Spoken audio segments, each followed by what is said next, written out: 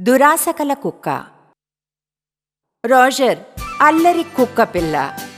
దానికి ఎముకలంటే చాలా ఇష్టం. ఒకరోజు అది దారిని వెళ్తుంటే దానికి మాంసంతో ఉన్న ఒక ఎముక దొరికింది. అది దాన్ని తీసుకుని అంది, ఆహా, నాకు ఇష్టమైంది నాకు దొరికింది అనుకుంటూ ఇంటికి తిరిగి వెళ్తుంది.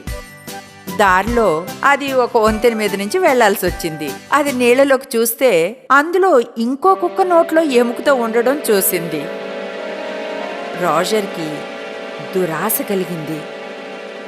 నాకా ఎముక కూడా కావాలి, ఎలాగైనా దాని నుంచి ఆ ఎముకను తీసుకుంటాను అనుకుని ఆ వేరే కుక్క మీద అరిచి భయపెట్టి ఎముకను లాక్కోవాలనుకుంది. దాని మీద అరవడానికి నోరు తెరిచింది. కానీ అది దాని ప్రతిబింబమే, వేరే కుక్క కాదని దానికి తెలియదు. ఎముక నోట్లోంచి జారి నీళ్లలో పడిపోయింది. ఉన్నదానితో సంతోషపడండి.